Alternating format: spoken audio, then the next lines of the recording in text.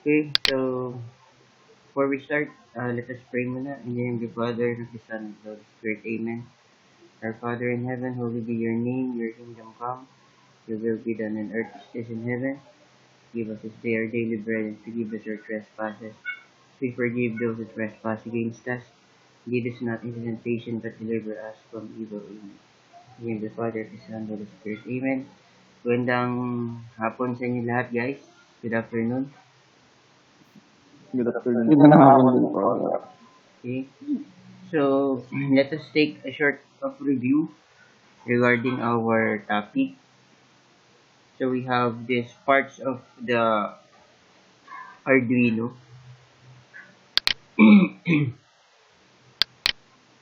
So, the Arduino is just the thing to solve, diba? When we are about to have a um, electronic device that we are need to solve, no? Yung problem ng isang electronic device or thing na gusto nating gawan, no? So, again, this is our Arduino. Okay.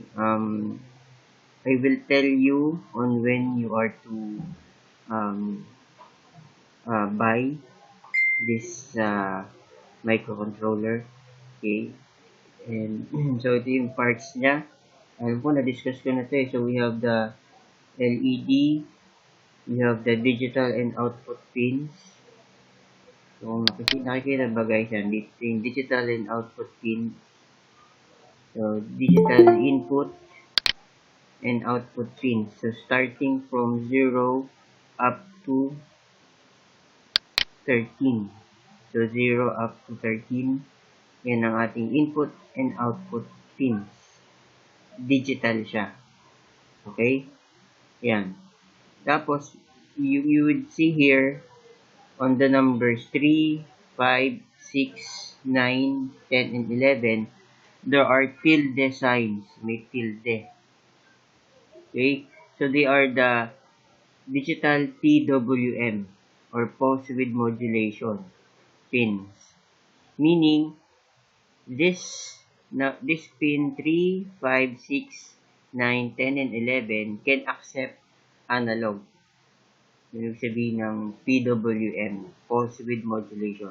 Even though they are digital pins, they can also accept analog data. Okay, so hindi lang digital data, but they can also accept analog data. Okay? Ayan.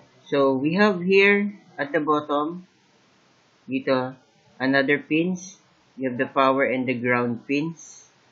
So, we have powers like 3.3 volts, 5 volts, and these are the grounds. Diba? We have two grounds here. And then, the voltage in or V in. If you wanted to power the board, no, using this pin, so you can. Let's say for example, we don't have the power port, we don't have the USB port, but we can power in or put voltage in our board, so we can use this one. Then at the right side here, these are the analog pins. Now these are the like digital pins wherein we attach our sensors, but the difference is this is not digital, these are analog pins. Meaning if you wanted to insert analog sensors, okay, so it will do accept analog sensors. Ito, this is from A0 up to A5. So analog pin 0, analog pin 1, 2, 3, 4, and 5. Okay? Yan. And these are all inputs. Meaning you cannot use this as an output pins. So, output pins can be used dito sa PWM. You have 3, 5, 6, 9, 10, and 11. So, those are the output pins for analog. Okay? Yan. So, this is how, well, I think I have discussed this already. We have the USB port wherein we insert our AV cable. We have the reset button. If we wanted to reset our program running on our Arduino. We have the voltage regulator. This is how the Arduino accepts 5 volts up to 12 volts recommended. 12 volts. Yeah. So, but can accept up to 20 volts. No? Kaya lang, it's not required kasi the voltage regulator would somehow heat up. Okay? Yan. So, we have the LED pins. These are the indicators that our Arduino is accepting data for the transmitter and receiver. So, L here is the pin for pin 13, connected on the pin 13. Yan. Okay? So, the power and the ground. We also have a power dito sa taas. Ground pala. Here. After the pin 13. So, it can also be used for the ground. Ground means the negative side of a power supply. So, we have positive and negative. So, ground is the negative. Our positive would be either we use the 3.3 volts or the 5 volts. This would be our positive. Okay? But usually we use the 5 volts. Yeah. But if we have things we need to give power to some, let's say, components that are required with 3.3 volts, so we can use this one, 3.3 volts. Okay? Yeah.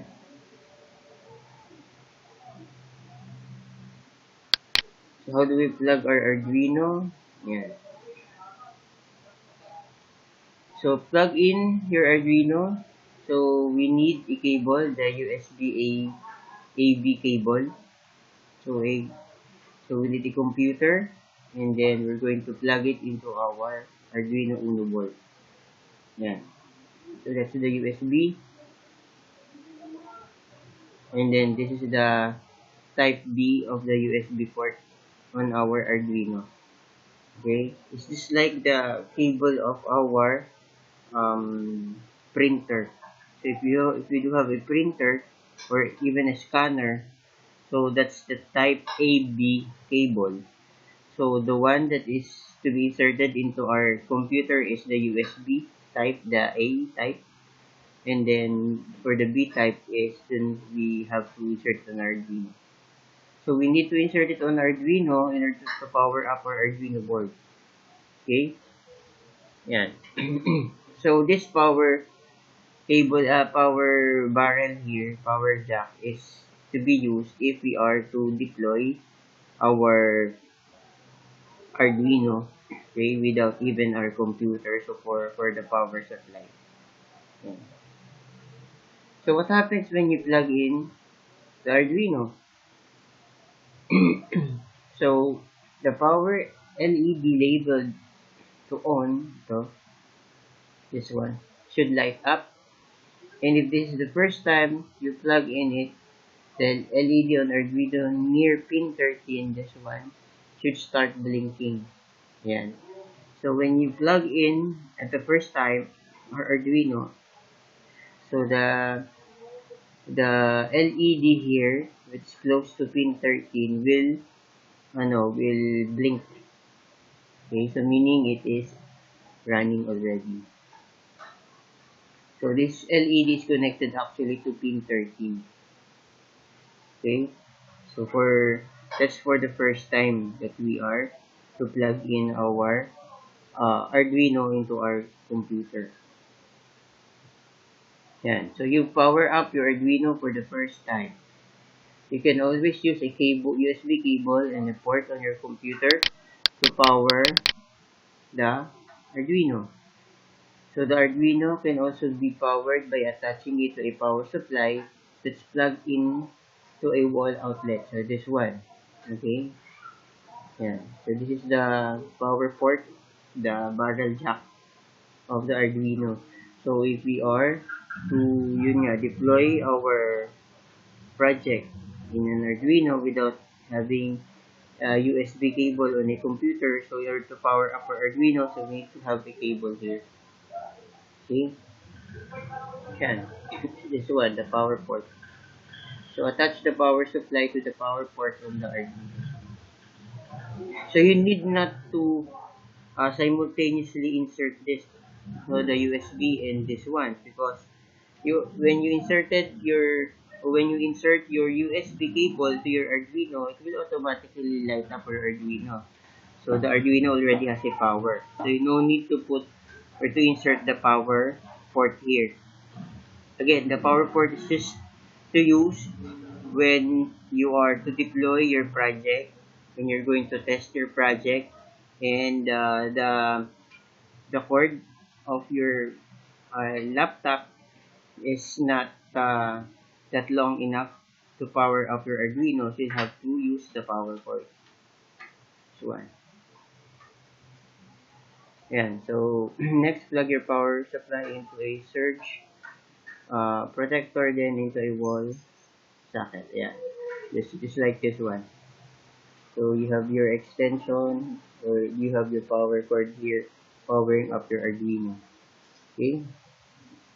So, what happens now? It should be just the same as we attach the Arduino to your computer with the USB cable. The LED labeled on this one uh, indicates that the Arduino has power. And if your Arduino is straight out of the box, the LED near pin 13 will start blinking. So why do this LED here starts blinking? There's already a pre-program on this Arduino that will blink. No, that will blink an LED. Okay, so this LED is connected to pin 13. So whatever LED that you connect to pin 13 at the very start, it will also blink. Okay, so now you know the two methods of powering an Arduino. What are those two? You can power Arduino using your computer, your laptop, by the USB AB type cable. And the other one is by the power source. Okay, so you can switch your power source as your project evolves. So you're not stuck using one or the other. So again, you can use the power source here if you are not use your computer, if you would need to deploy or test your Arduino board with your connections to the sensor. So you'll be using the power source. Okay, do you get it, guys? Hello, do you follow? Nandiyan pa ba kayo? Opo, sir. Okay. Parang dumating na si Francine. Nandiyan na ba si Francine? Update ko lang yung attendance. Francine. Po. Sino ka na? Opo. Yes. So, present na lahat. Wait lang.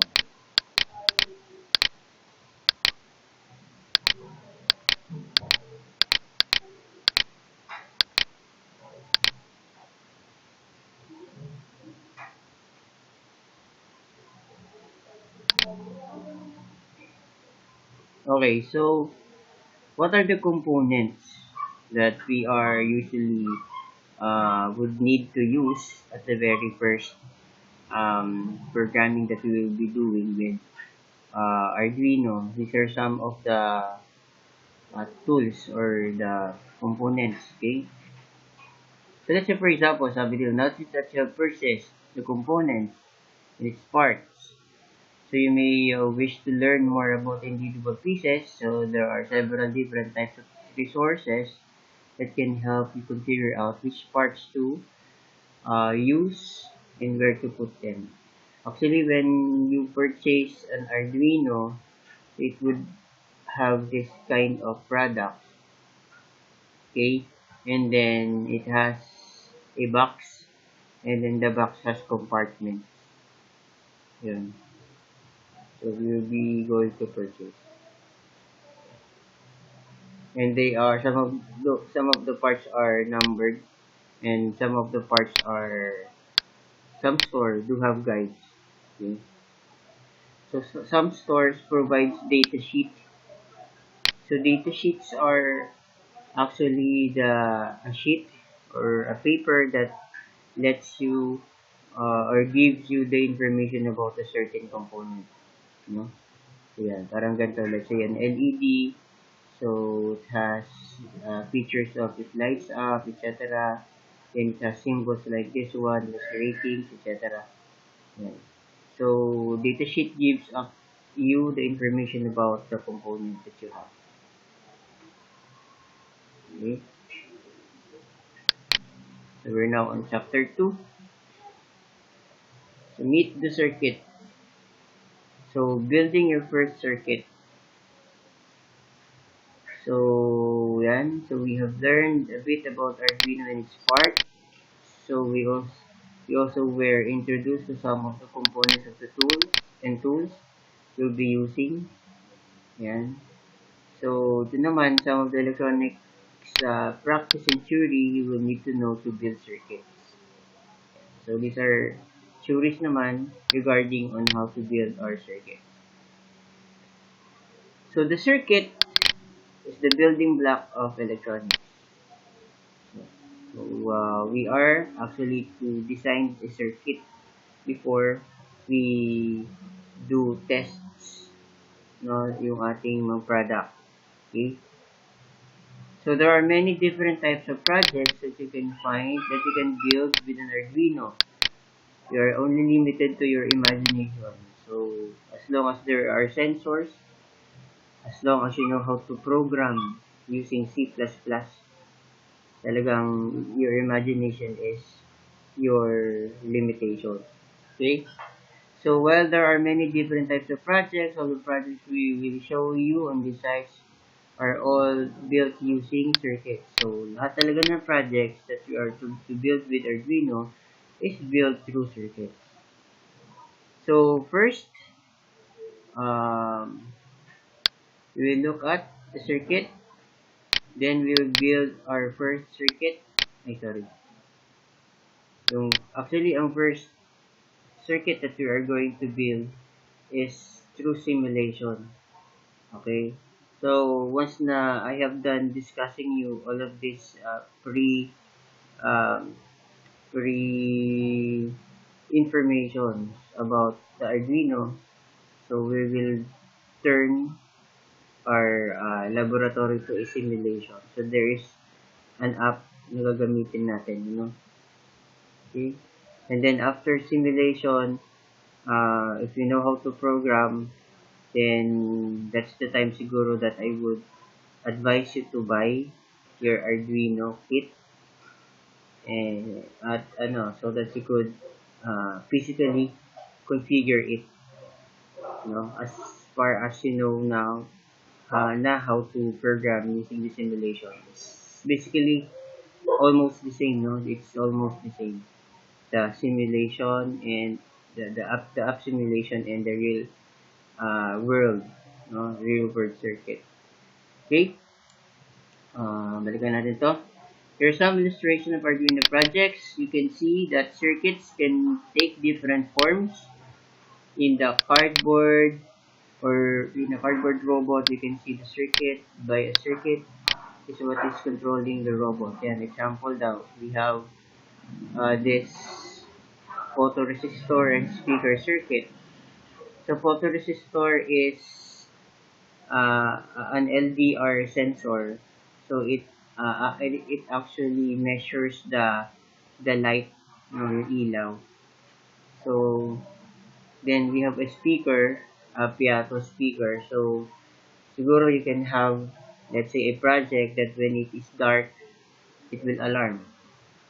No, but if it has light, it will stop the alarm. So you can have that kind of project. Okay, or this is a robot that waves a flag. Okay, it waves flag kunyari. So we have a potentiometer here. So this is potentiometer. Potentiometer is these are electronic components that are usually located on devices at home that has volume. No, let's say you have your radio at home or any, let's say, amplifiers. Yan. Diba it has a volume that you turn.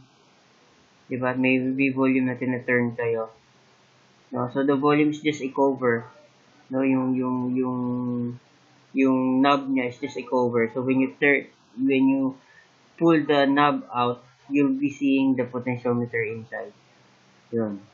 So let's say for example, you can turn your potentiometer from left to right. So if it is connected in a servo, let's say this is a servo motor attached with a flag, so it will wave the flag. No, it will wave the flag by turning the servo. So kunyari daw yun, this is a waving motor circuit. Okay, yan. It waves the flag. And then this is the cardboard robot. Let's say you invented a robot car using just a cardboard, and so you can run the robot car. Okay, so there are lots of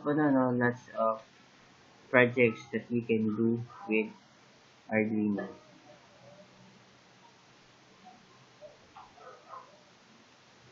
So what is a circuit?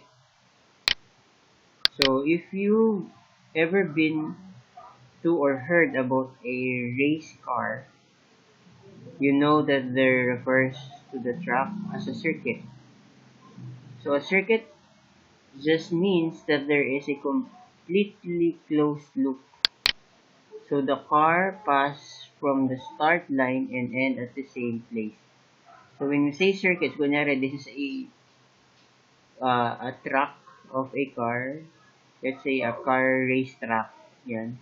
Diba? You usually start here, your car, the race of the car, and then it ends up at that same place. So it's a closed loop. Here, so let's say for example, a circle here, pag ganun, yan. So a circuit is a closed loop, actually, yan. Closed loop siya. Okay? So the same is true from electronic circuits. Gaya nito, yun. So electronic circuits describes a complete and closed loop. A circuit includes all of the electronic components required for a task, as well as wires and another material, which will let the electricity flow between the connected components. So let's say for example, this red wire here is connected to the positive of our um, battery. So the electrons flow at this direction going to this component, to the LED, and it will go back again to the battery, the power source, in a closed loop. Yan. Okay, balikan natin. Ayan, so it's a closed loop. Diba? So a circuit is a closed loop. Yan. Let's say for example, if one of this line breaks up, so meaning it's an open circuit. When it's an open circuit, there is no flow of electricity. Meaning, the light will not turn on. Diba? If this portion, let's say, is broken or open. So, that is where the switch comes. No, if we have a switch, it lets the line of our circuits open and close. So when we turn on our switch, it will close the line, then it will be a closed loop. So when you switch on or off your circuit, your switch, so it will break up the line. So therefore, there will be no closed circuit. It will be open. So there will be no flow of electricity. So that's how a circuit is. No? So why are we making circuits? So, think of a moment about light switches in your home as a model. O, diba? Nabanggit ko kanina. In order to turn a switch on or off, you must be physically contact with the switch. So, in our project, the Arduino will be what is controlling the behavior of the electronic components. So, our electronic components will be arranged in a circuit, and the Arduino must be part of that circuit in order for it to control the behavior. So we need the circuits to control the behavior of whatever things or whatever component that is connected to our Arduino. Let's say if we wanted to turn on the light, so we need to put switches on our Arduino, or we need to program.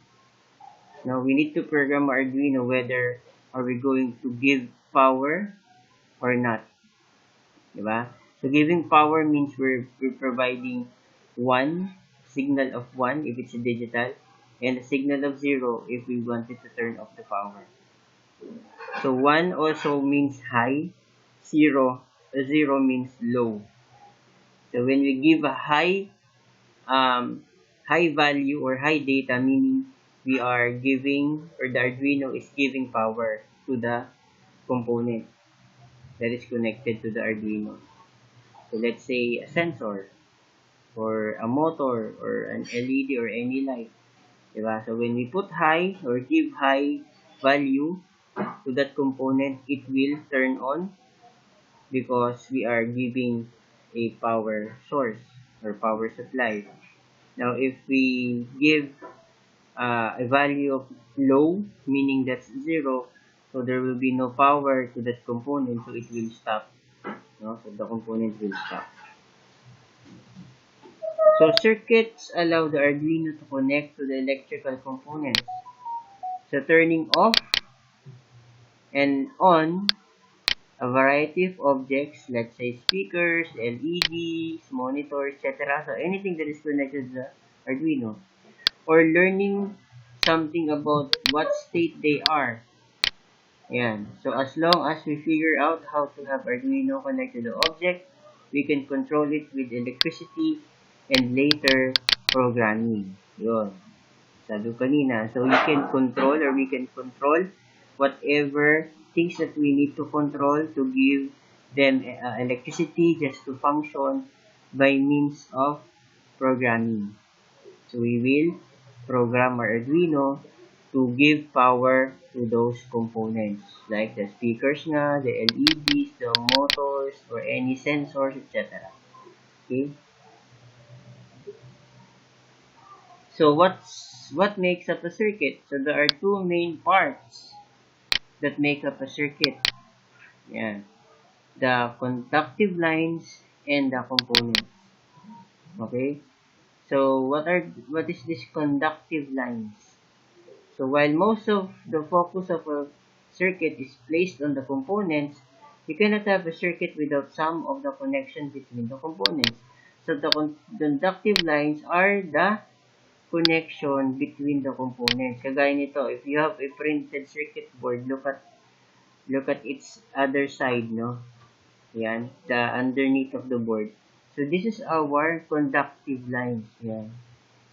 Those points here are the components connected on the board. Yun. So this one, para siyang wire lang.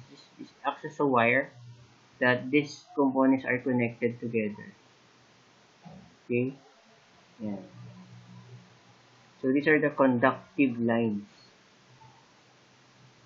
So our computers and electronic devices contain printed circuit boards. Yan. Example nga with this PCB.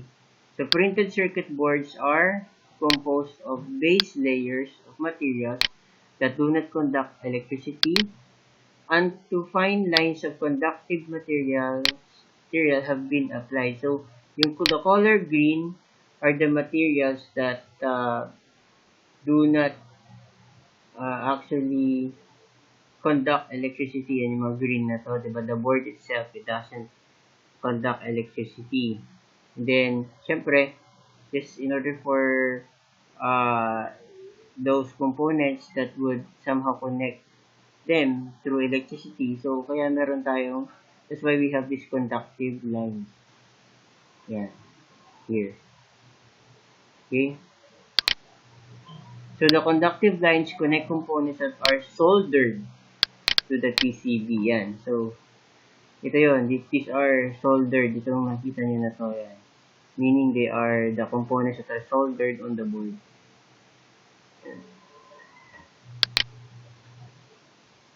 So if you look at a printed circuit board, you will notice the shiny silver lines running between the components, connecting them.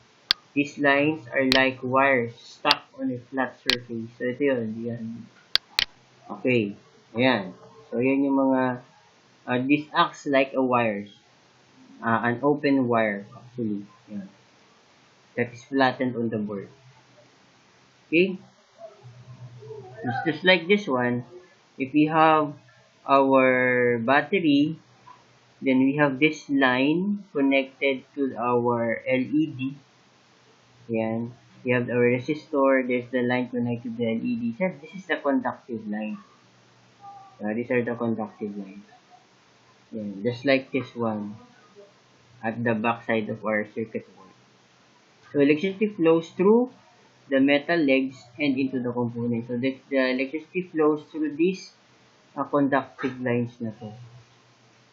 Kaya tinawag na conductive lines because they are conductors of electricity.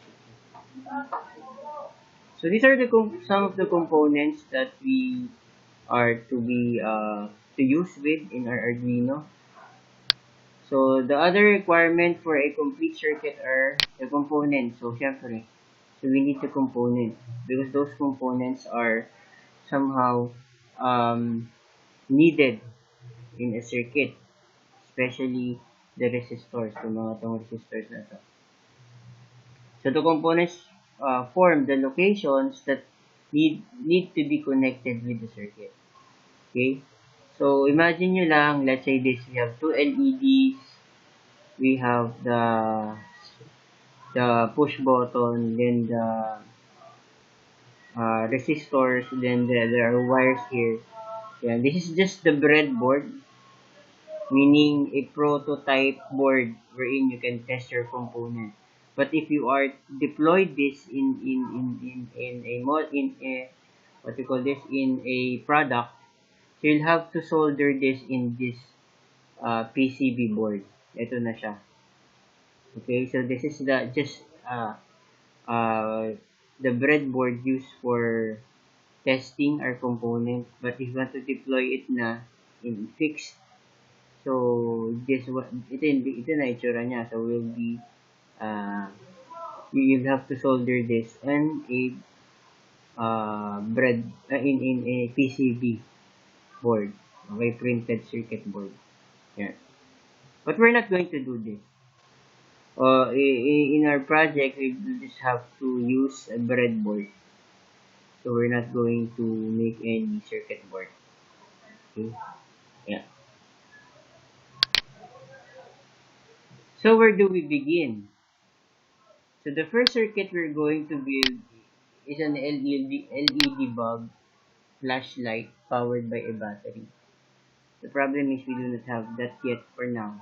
Okay, but in simulation, again, after I have discussed up to the breadboard, we can proceed to our simulation. So you just need these things first that you need to understand first before we do the simulation. Okay, so the first circuit we're going to build is an LED bulb flashing. Okay, the circuit is a great beginner project because the light turning on creates a visual confirmation that the circuit is working. So meaning if our component, this an LED, turns on, yeah, meaning it's working. Meaning there's a closed circuit. So the flash light, this one, circuit also demonstrates the basic techniques of circuit building. So we will need throughout all of this project. Okay, so here is a drawing of the circuit when completed. Yan. with the parts annotated. So we have the battery cap, we have a battery connected to our breadboard, we have a resistor, we have a jumper wire, and we have the LED. Okay, so for now, this circuit will be built for an LED, a resistor, a jumper, a 9 volts battery, and on a breadboard. Okay, so in our simulation, this will be the first thing that we will be doing, the simulation natin. Okay, so there are many different ways of presenting or drawing circuits to convey the necessary information.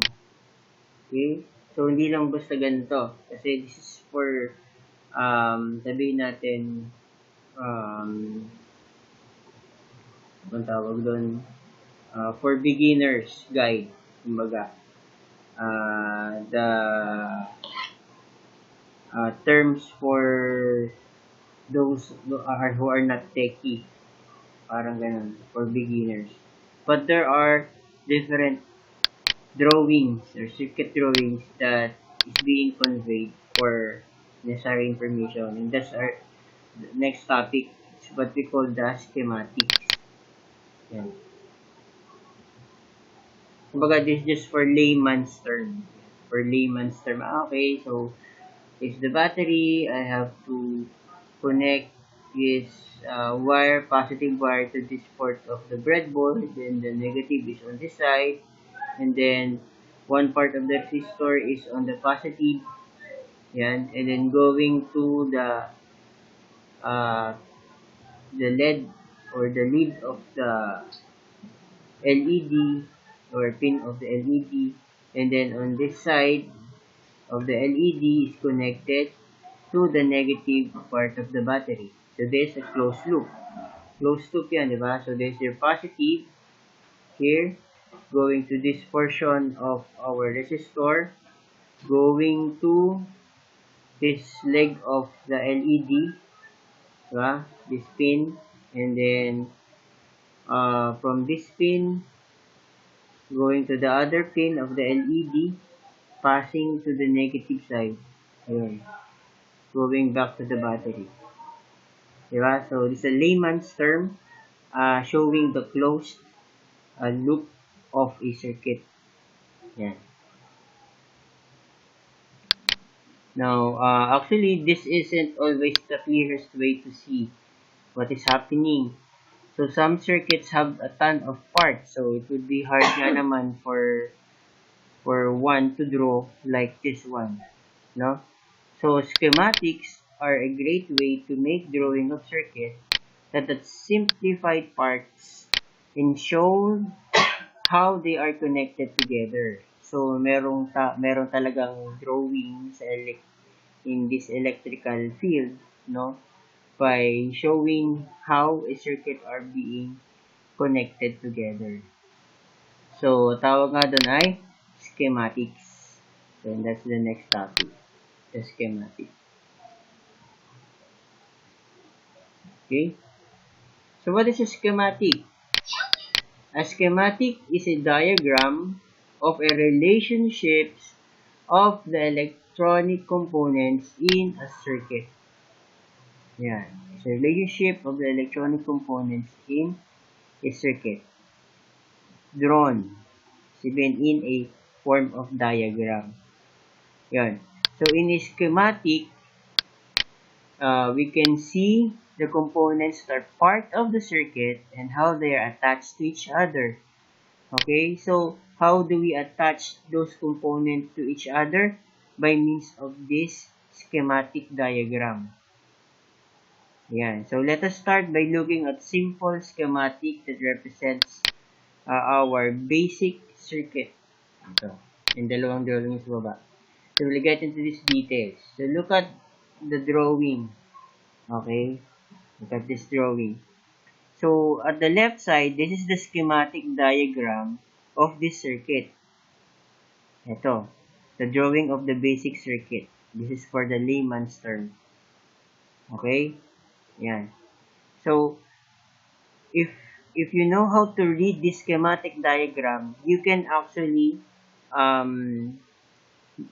connect this kind of interface on the breadboard. Okay, so this is how we draw it first through a schematic diagram of the circuit, and then before we do apply it in this kind of interface physically. Okay, yeah. So halimbawa this one, yung may triangle na to, so this triangle, tapos has a bar here, and then we have 1, 2, 3 bar doon. Some other has arrows dito, arrowhead. This is actually the schematic diagram of an LED. Yan, this is the LED. Okay?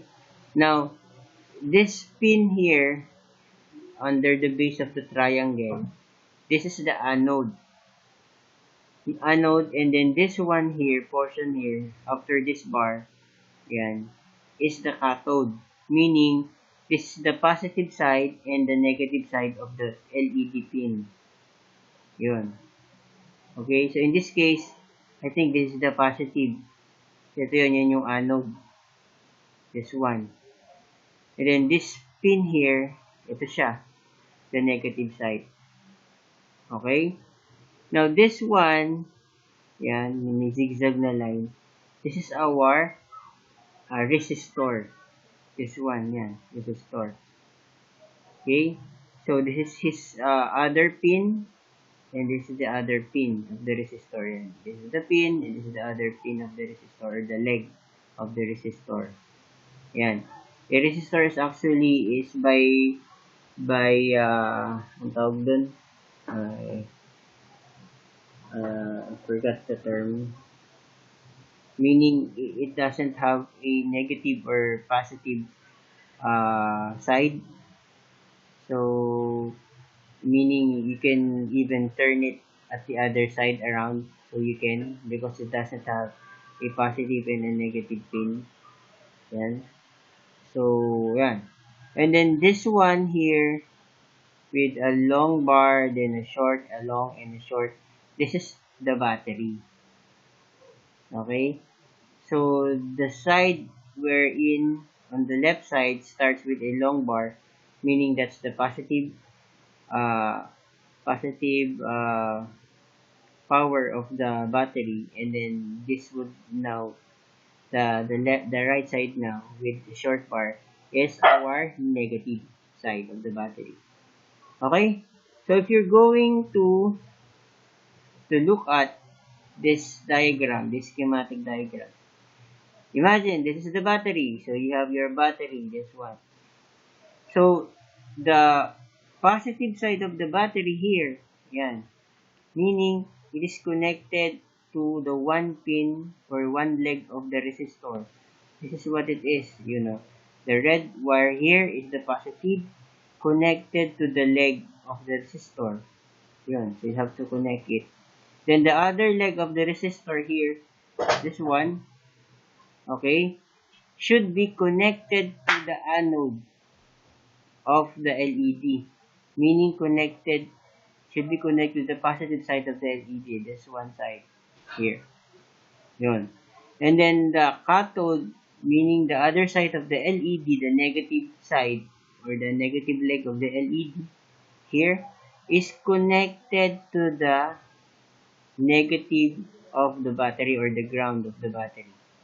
And this is how it is. So this leg here is connected to the negative side of the battery. Yun. Diba? So, meaning, this schematic diagram shows how physically are you going to connect those components on your project, specifically on your breadboard for testing. Yun. So, why is it important that we learn how to read schematic?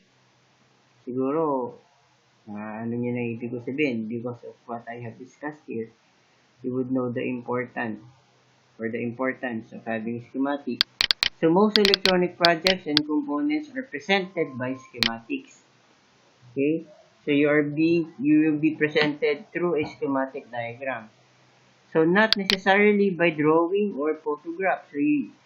So you would not uh, take a picture just like this one or draw exactly the nature of the component just for you to have that diagram and physically you're going to connect it. No, so they are being drawn actually by means of schematic diagrams. Okay? Yeah. So as your electronic skills advance and you want to build your own projects, you will be needing to be able to read and draw schematics in order to research your projects. So one thing talaga that you would really need to learn is how to read schematic diagrams. Okay? Just like this one. So we are starting with simple schematics. We'll build up more complex representation according to this site. No? And so as you look at schematics online in other documentation, you may notice that there are sometimes variations. Sometimes may iba-iba nga.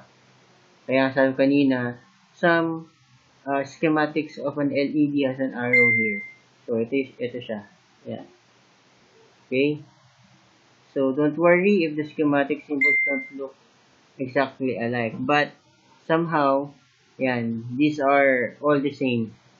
They are the symbol or the schematic of an LED.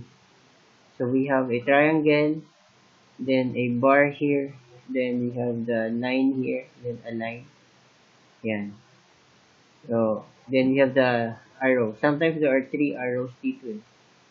Okay? Or sometimes, yan, just doesn't have any arrow but just three lines here. Okay? Yan. So still, this is the LED.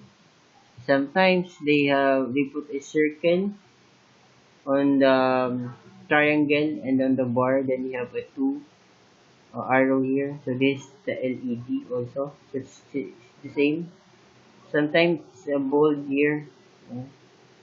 Pero may dalawang arrow pa rin. So still this is the LED. The light emitting diode. Okay? If you do not see any arrow here or line at the top, that is not an LED. That is an emitting diode only. So that's a diode. So a light emitting diode is a diode uh, that produces light. No, that produces light. So without the arrow here, it's just a diode. It's another electronic component, a diode. Yan. But basically, they're all the same. They are all LED. As long as there is an arrow up here or a line, three lines. Yeah. So this is what the diagram kanina is, no? So this is the this is the cut code of the LED connected to the negative side or the ground.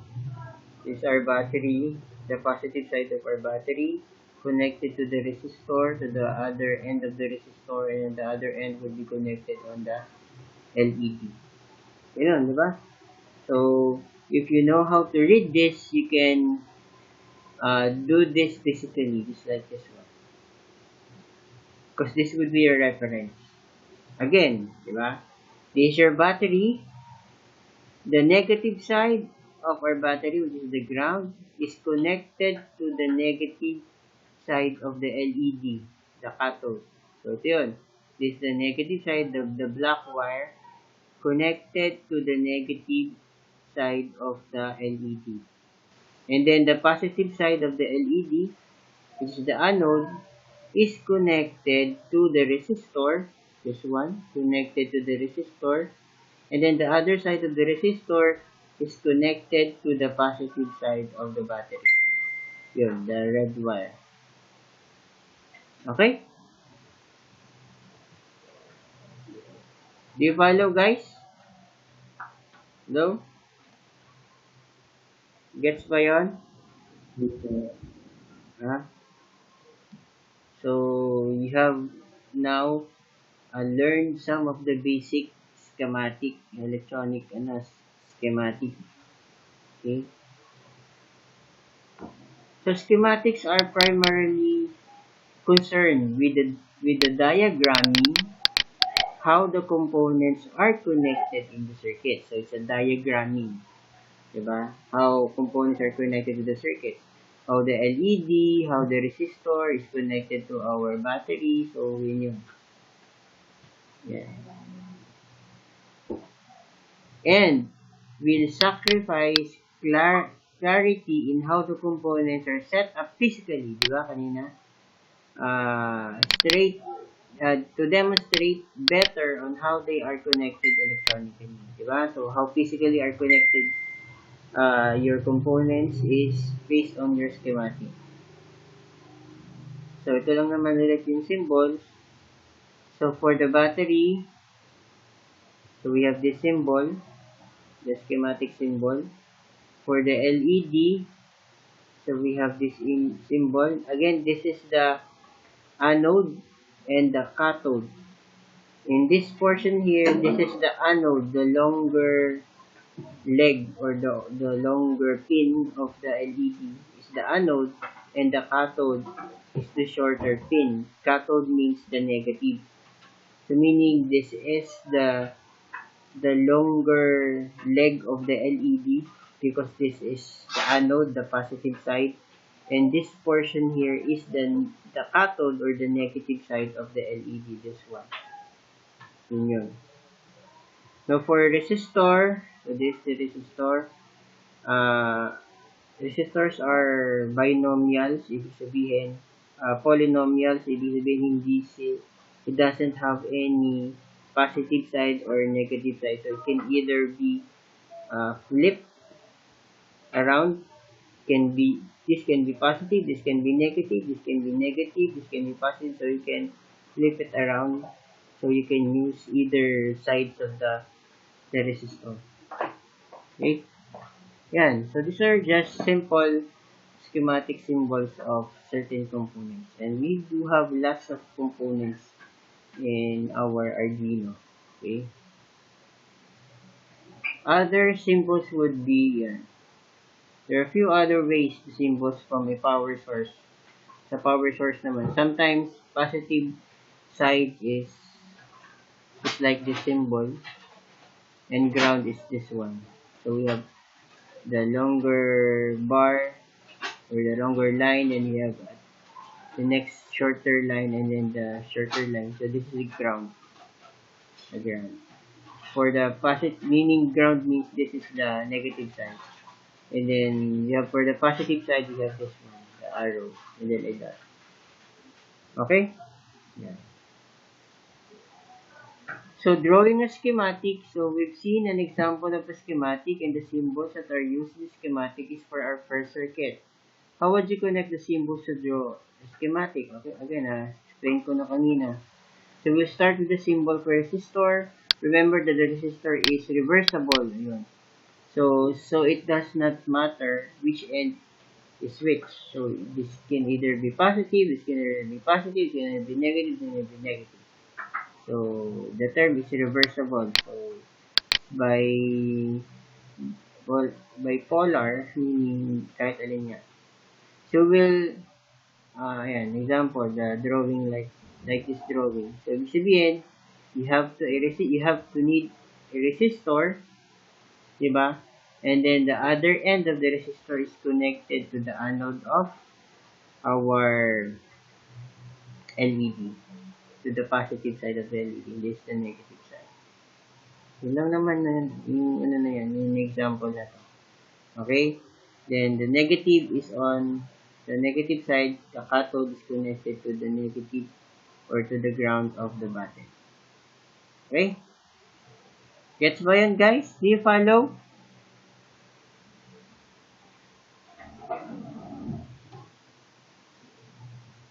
Kasi kung tayo ay face to face, this is the first thing na dinidiscuss ko talaga, the schematic diagram, because I will draw a schematic, and then you will physically connect those components on the breadboard like this one.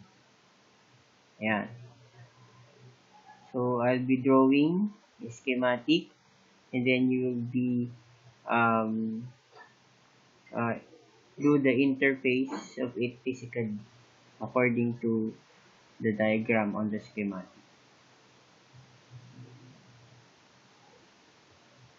Okay guys, do you follow? Do you have any question?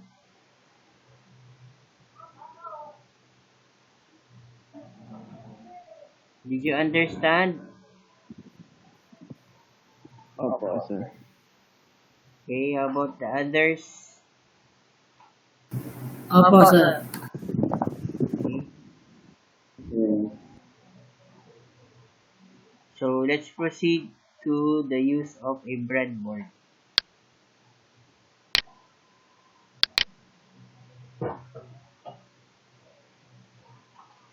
Yan. Using a breadboard. Okay.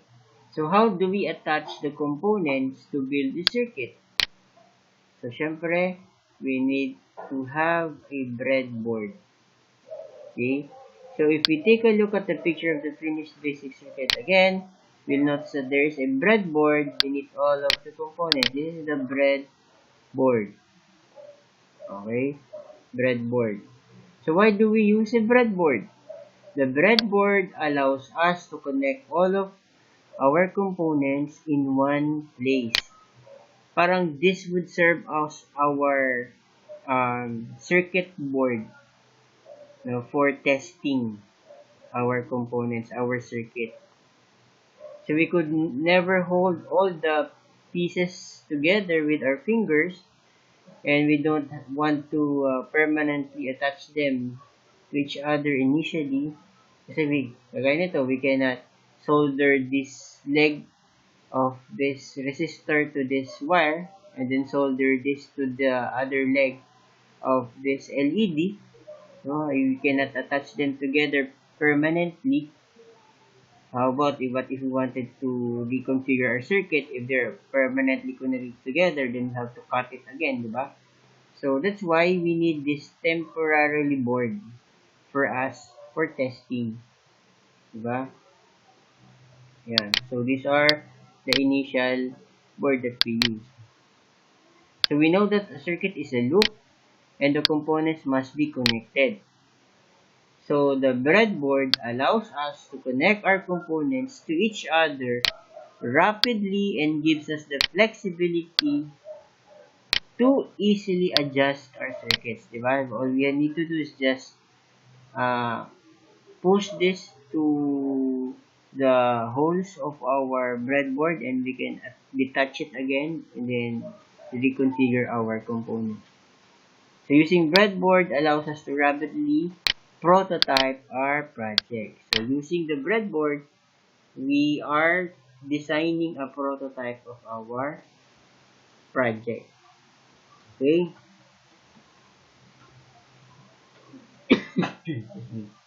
So using a breadboard allows us to attach components to each other quickly and make adjustments to our circuit. So these are the basics of a breadboard. So we've seen a picture of a breadboard. Nakakita na ba kayo ng picture ng breadboard, guys? Or a breadboard itself? Have you seen a breadboard? Guys, Hindi pa po. di pa. Kaya, switch ako ng ibang window. Search ako sa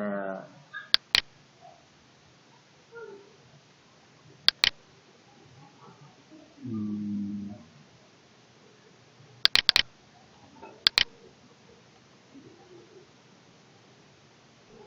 yan.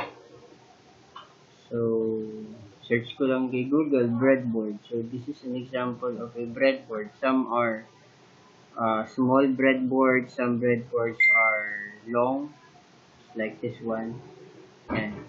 And they are the ones that are used to design our components so that our components are inserted on the breadboard. Nakita ba guys dito? You see? Yun. So these are used for testing our components, our electric components. Yan. Look at this picture. Yun. Diba? So, wait. Yan natin itong, yan. Just like this one. Okay. So, our electrical components are connected into our breadboard. Okay. So, this is just a prototype of our circuit. Now, if this already, the circuit that was, let's say, perfectly designed, so it is being turned into an electronic breadboard. An electronic circuit. No, yung kagaya ng, let's say, this one, circuit board. Yan. Okay? So, this is actually the circuit board itself. These are soldered. So, these electrical components are soldered in the circuit board. So, the prototype of this, the first thing that a designer do, it is designed first in a breadboard. Okay?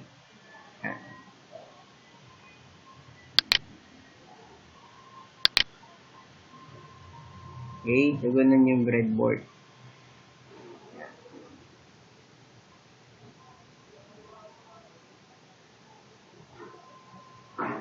So, it's a typical breadboard. So, it has a, it has a split canal at the middle. So, meaning, this portion here doesn't have any connection with the other portion here. No? So, they are not connected together. There are two different sides of the breadboard. Okay? So, that's how a breadboard looks like. Look at this one. Ayan. Oh, there are lots of electronic components here. Okay.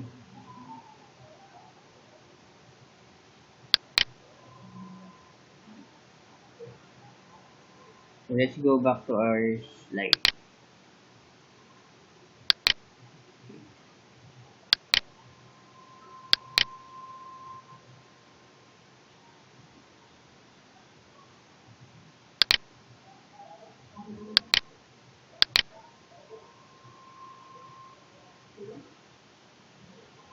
So na yun. Where is it?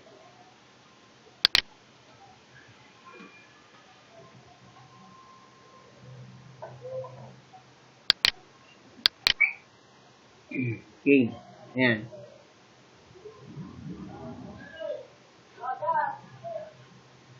Okay, so try to imagine that off we strip off the cover of the breadboard.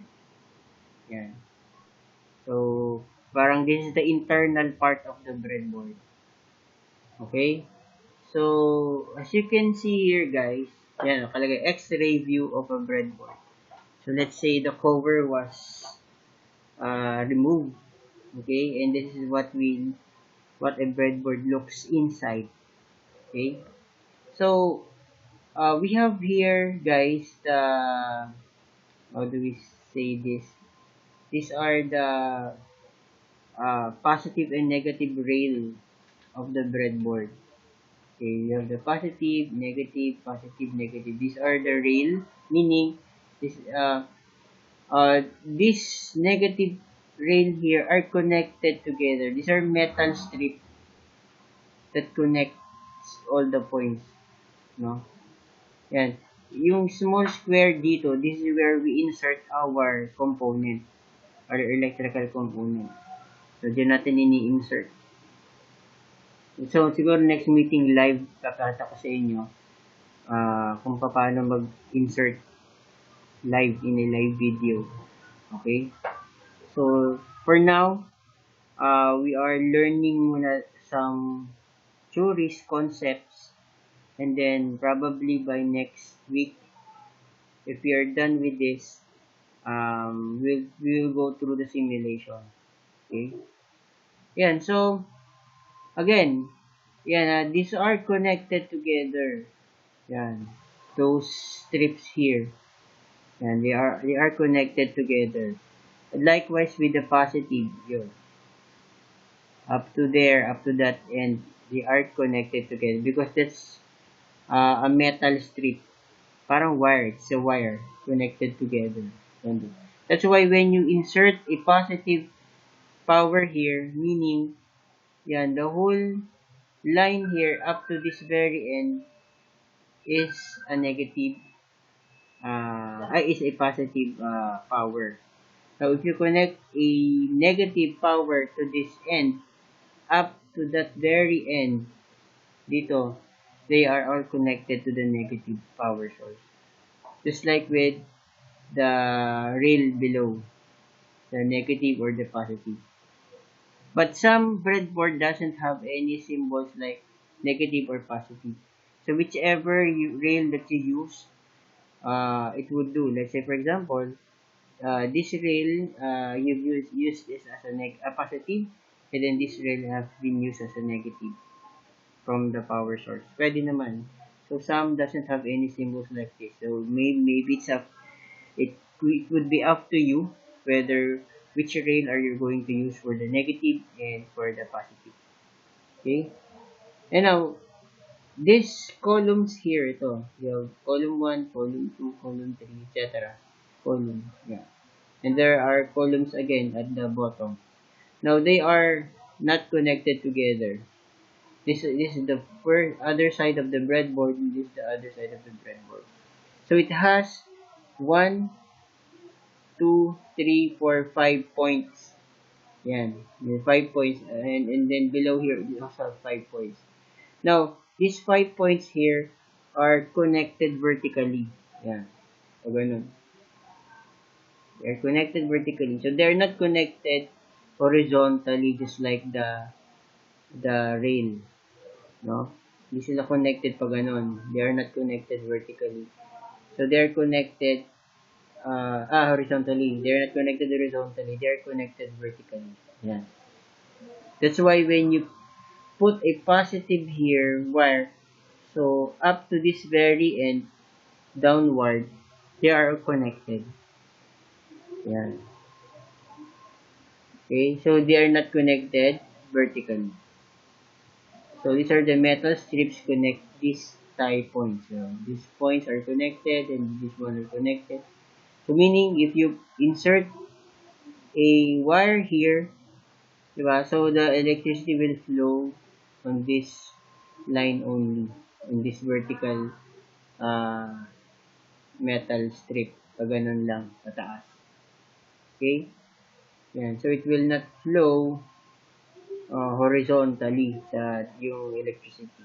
Not like with our rails here. Okay, nagigets ba yun guys? Ha? So these are metal strips connected together. So let's say you inserted a wire here, yan, and you wanted to connect the power up to this side, then you have to connect a jumper wire here. So you have to connect a jumper wire so the electricity would flow upward. Ganun lang. So you have to put a jumper wire. Okay? So all of the tie points that are connected to one of the metal strips are connected to each other. Yan. They are all connected to each other. The tie points. These are the metal strips. Okay? So the rows and columns are arranged in patterns to make it easy to build circuits with standard electronic components. So remember that each tie point in a row or column that has an underlying metal strip is connected to all the other tie points in that row or column. So let's say this row, yan, they're all connected together. And this column, they're all connected together through columns. Yan. Okay? Ito naman, this is the breadboard lying horizontally. Okay? And this is the breadboard lying vertically. Okay? This is the rails or we can also say power bus. This is the rail. So the rail is connected. If your breadboard is in this diagram, which is shown to us in this kind of position, meaning this rail is connected, yan, up to the end, yan. And then this one naman are connected vertically, horizontally naman to ganito.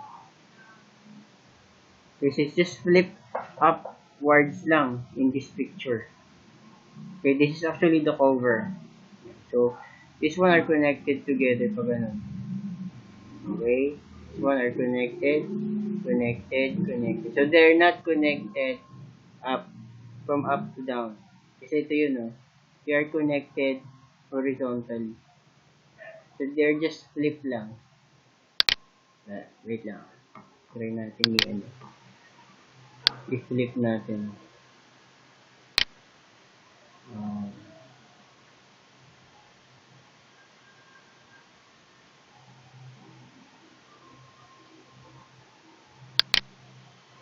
Nakalito lang yun eh.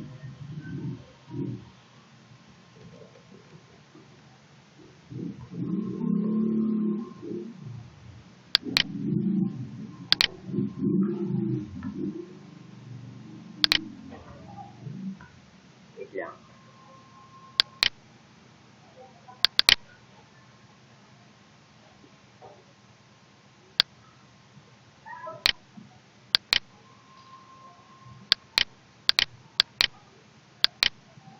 So, sinave ko lang siya as picture rate.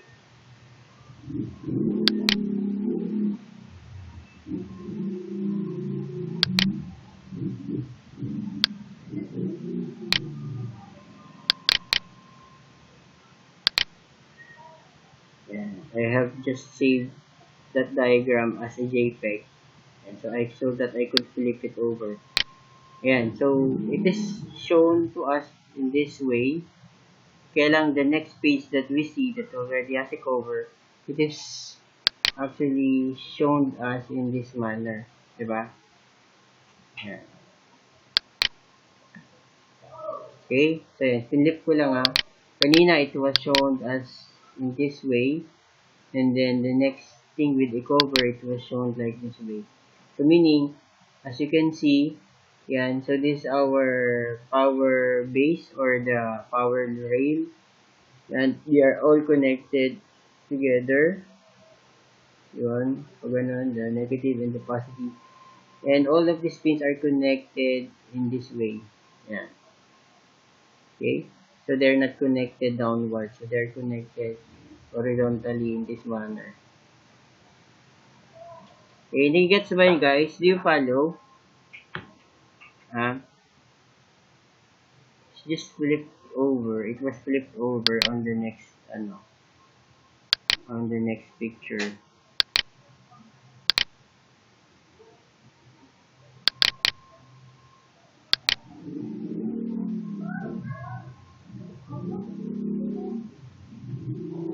Yan. So, meaning it is connected on this manner. Yan. So, the holes in these columns are connected. Yan, pag okay? Yeah. Okay, these are all holes, These are all holes. Yan. So, the rows are connected in this way. Yan. Tie points. And they're all connected this way. So, meaning they are not connected in this way. Tama? Because they are connected horizontally. So, ganun. Yan. So, vertically, they are not connected. Not unlike this rail, this power, what you call this? Power bus, or ground bus. The power rail here are all connected downwards. So, yun, this is called trench, meaning, this is a break line.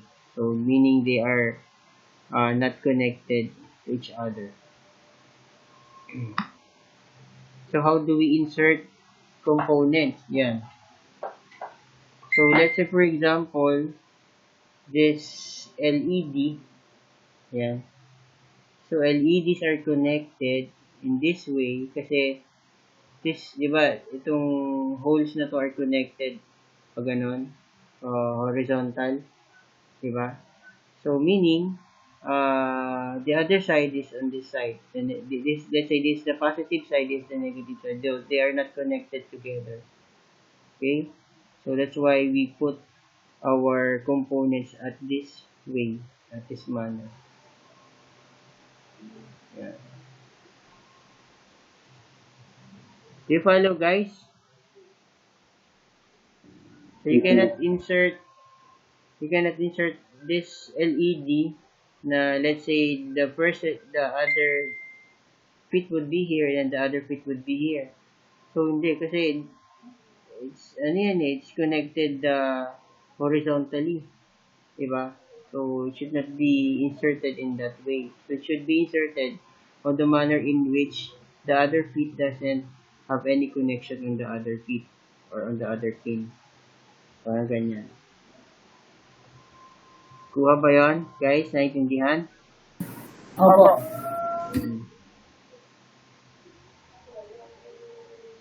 So, do I need a new breadboard for each circuit I build? Kailangan ba daw laging bagong breadboard?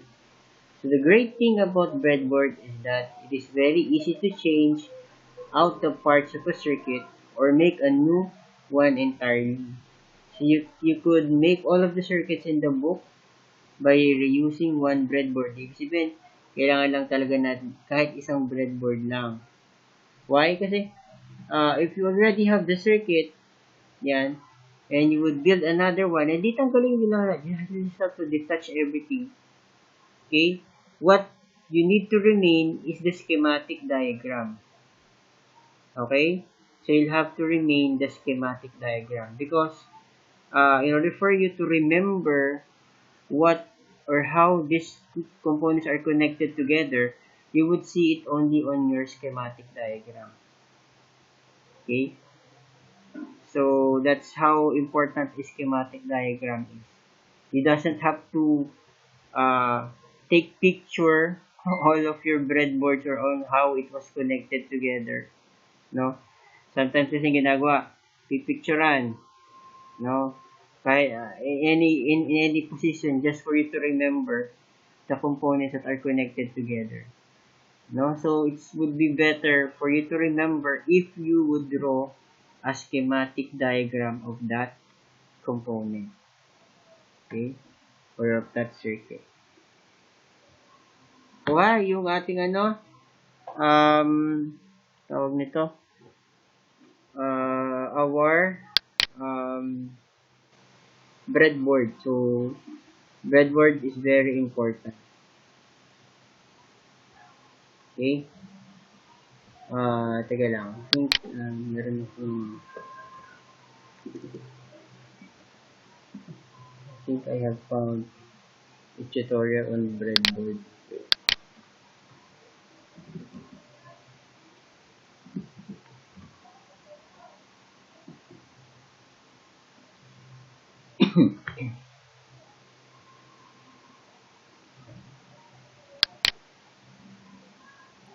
Hi, this is Ben Finio with Science Buddies, and this video is an introduction to electronic circuits when people work boards because they trips with the red vertically on the sides of the breadboard and are typically Okay, so I will done. You just have to bend the ends of the wire down and then this on our breadboard so it's not straddling the gap. Remember that the pins in each row on either side of the breadboard are electrically connected to our bright side.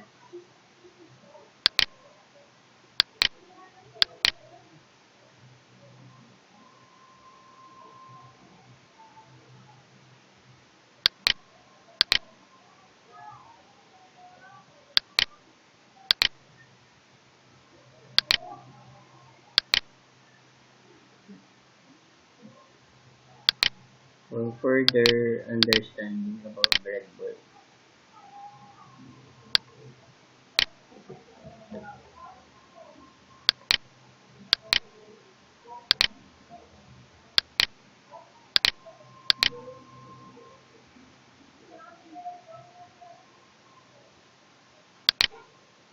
And guys, you may watch the YouTube videos regarding breadboard, no?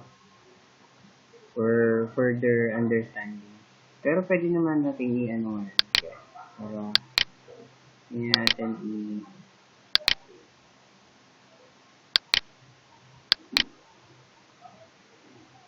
play natin.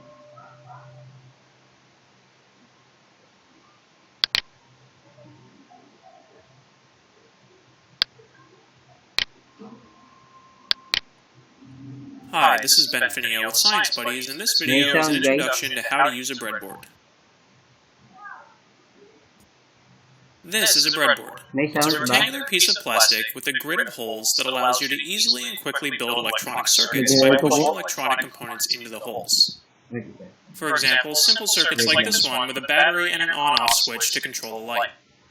You can also build more complicated circuits, for example, lights that flash automatically, or robots of all different shapes and sizes. There are far more examples than we can list in the beginning of this short video. At this point, you might be thinking that this doesn't really look like it has anything to do with bread. The name breadboard comes from the early days of electronic circuits when people would literally use wooden boards with screws or nails driven into them to make electronic connections. Modern breadboards are made from plastic and come in all shapes, sizes, and even different colors. The most common sizes you'll probably see are full-size breadboards, half-size breadboards, and mini breadboards. Larger and smaller sizes are available, and many breadboards come with tabs and notches on the side that allow you to snap 2 or more of them together, but a single breadboard will be more than sufficient for most beginner projects. Let's take a closer look at how a breadboard actually works. The holes of a breadboard allow you to easily push the leads or metal legs of a component like this LED into them and then will lightly hold them in place. This connection is strong enough that the LED won't fall out on its own, but light enough that if you make a mistake, you can easily pull it out and put it in a new location.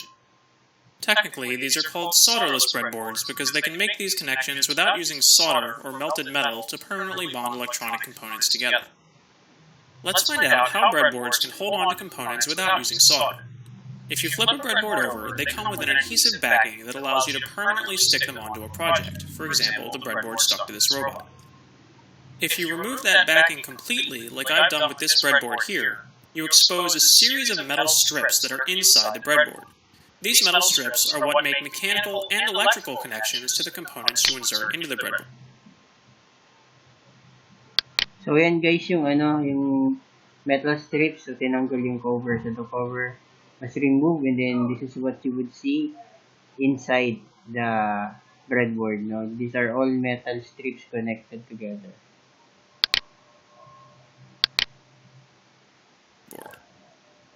We can remove one of these metal strips by pushing it out from the front to see what it looks like up close. Each strip is a series of 5 clips that line up with the holes on the breadboard. When you push a component into the breadboard, these clips are what's actually grabbing onto the leads, like you can see here with this LED. This breadboard is actually made from transparent plastic, so you can see the clips from the outside. When you press a lead into one of the holes, it's just getting grabbed onto by one of these clips. Let's take a closer look at the writing on the front of your breadboard.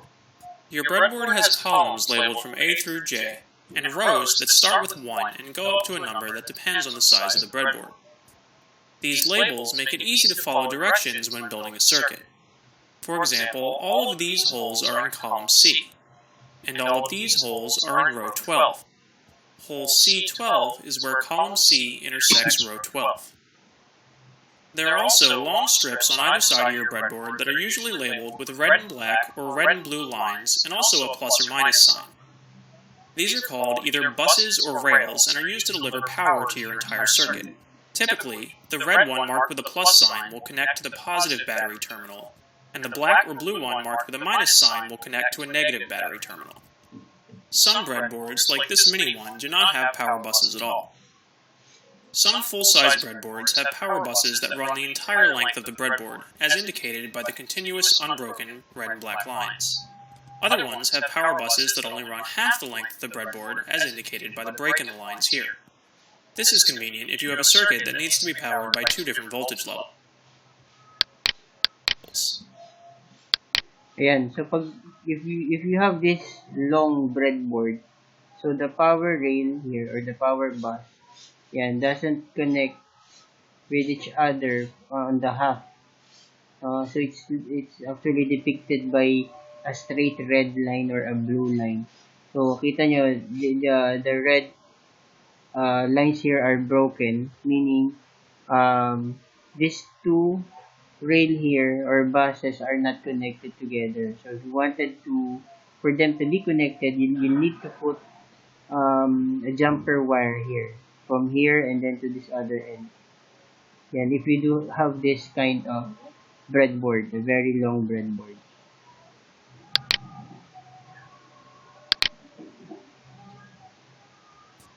In order to use a breadboard, it really helps to understand how all the holes are connected. Let's take a look at hole A1 as an example. Remember that inside the breadboard are sets of 5 metal clips. This means that hole A1 is electrically connected to hole B1, hole C1, D1, and E1. It is not connected to hole A2 because that hole is in a different row and they do not share the same set of metal clips. It is also not connected to any of the holes on the other side of the gap in the middle of the breadboard. That's holes F1, G1, H1, I1, and J1. We'll explain more about what this gap means in a little bit. This diagram shows all of the connections on the breadboard highlighted with yellow lines.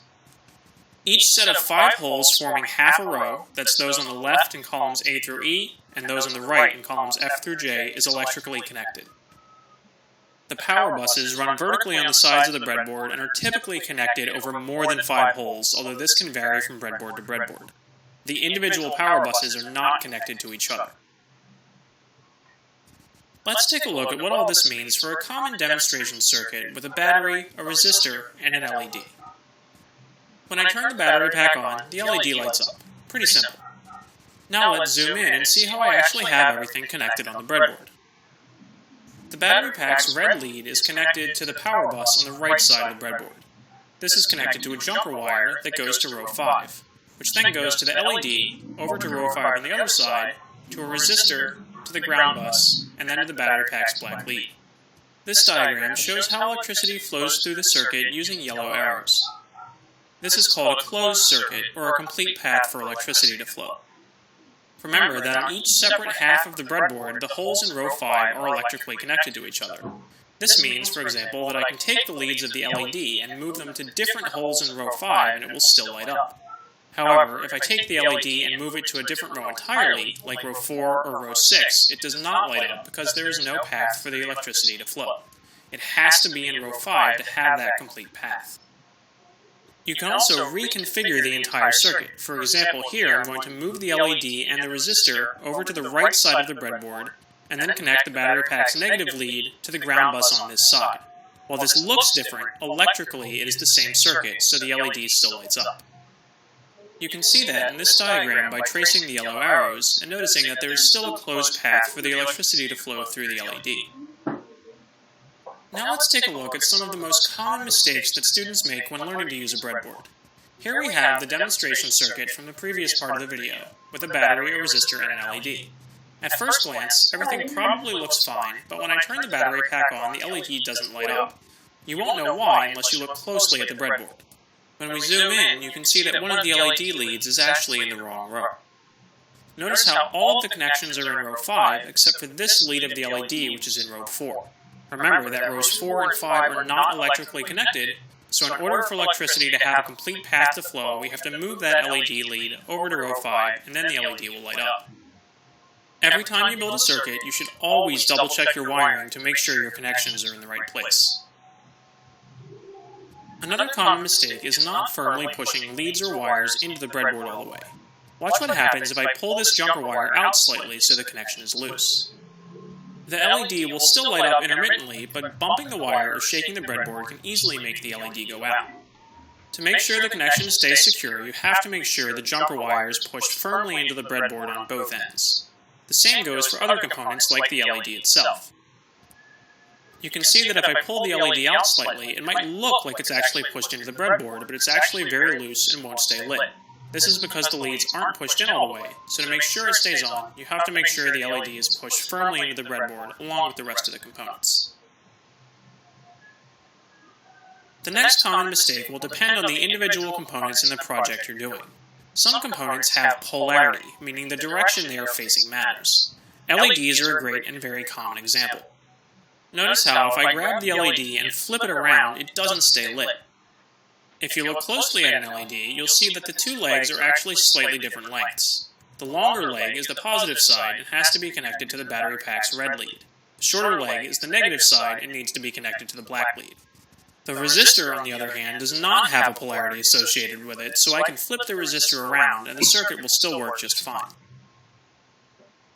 When using a breadboard, you'll have to decide what type of jumper wires you want to use, and there are several different types available.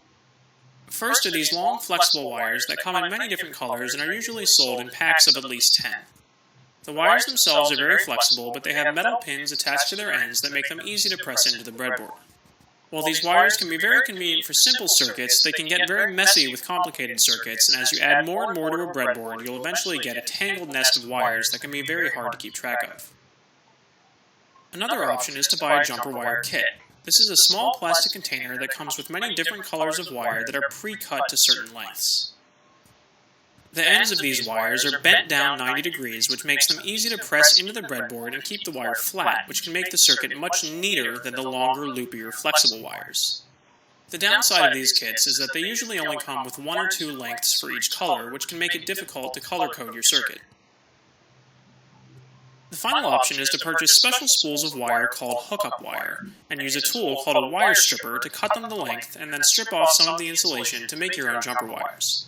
You can see here I'm just taking a spool of wire, cutting a short segment of it, then using the wire strippers to strip insulation off of each end. When you're done, you just have to bend the ends of the wire down, and then you'll be left with a piece similar to what comes in the jumper wire kit that easily fits into the breadboard. The advantage here is that you can buy several spools of wire of different colors and then cut them to any length you want so you can color code your circuit. If you do decide to buy your own hookup wire, you need to make sure that you buy solid core wire and not stranded wire. Solid core wire has a wire made of a single solid piece of metal that is very stiff and easy to push into a breadboard. Stranded wire is made up of multiple individual smaller strands, kind of like a rope. This makes the overall wire much more flexible, but the ends are also flexible and therefore much harder to push into a breadboard without just bending. If you were watching closely earlier in the video, you might have noticed that I actually violated this rule when I connected the battery pack, which comes with stranded wires. If you're in a pinch, you don't have access to solid core wire or a soldering iron, you can take the end of a stranded wire and twist the strands together as tightly as possible, and that will make it somewhat easier to push into the breadboard, but it's still not the easiest way to go. Finally, all this time, you might have been wondering what this gap that goes down the middle of the breadboard is for. This gap is designed such that integrated circuits, sometimes just called chips, that come in a dual inline package, meaning they have 2 rows of pins, can fit nicely straddling the middle of the breadboard. When you have a new chip, you might need to bend the pins together slightly so they'll fit into the breadboard, but then you just have to line up all of the pins and press it in firmly just like you would with any other component. This works great because now the pins on each side of the chip are each connected to their own row. What you don't want to do is put the entire chip just on one side of the breadboard so it's not straddling the gap. Remember that the pins in each row on either side of the breadboard are electrically connected to each other, so if you put a chip in like this, you're shorting out the 2 pins in each row. Integrated circuits come in many different sizes, and they all serve a special purpose. However, all of them will fit directly into a breadboard straddling this middle gap. You can find a written version of this tutorial, along with other helpful electronics tutorials like how to...